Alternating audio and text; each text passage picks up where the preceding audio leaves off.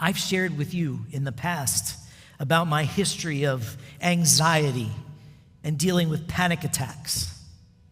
My being up here this morning speaking to you is testimony of my victory over those attacks.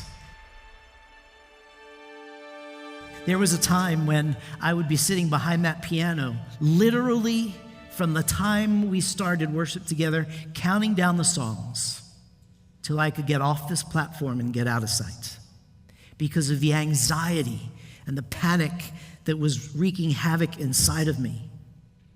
And suddenly I found that God revealed to me how trivial some of those fears were, only after I was able to articulate to someone else my thoughts and my feelings. The more I shared about my experiences, the more I realized that I was internalizing it to the point that I wasn't even giving it to God. Conversations with others, hearing about how others dealt with the same fears and anxieties brought healing.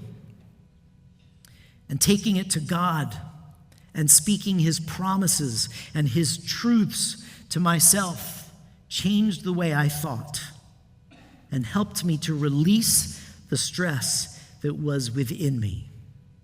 I couldn't have done it on my own, and I couldn't have done it without God and His Word.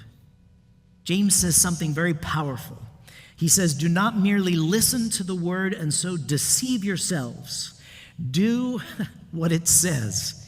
Makes it sound so simple, right? And I love that when you unpack what deceives mean here, the deception that James talks about is when we hear the word and say we believe in it and trust it and don't put it into practice in our lives. We deceive ourselves because we miss out on everything that it promises and everything that it offers. The deception is because of our own doing. When you say you trust Him, it should be evident in how you respond to the trials in your life. When you say He provides for you, it should be evident in how you spend your money and use your resources. And when you say you've been saved by grace, it should be evident in your ability to demonstrate that same grace to others. The gap that exists between your formal and your functional theology can reveal an immaturity in your faith. And it can also reveal, dare I say the word, hypocrisy. And if you're not careful, that gap can get wider and wider and pull you further and further away from your almighty God.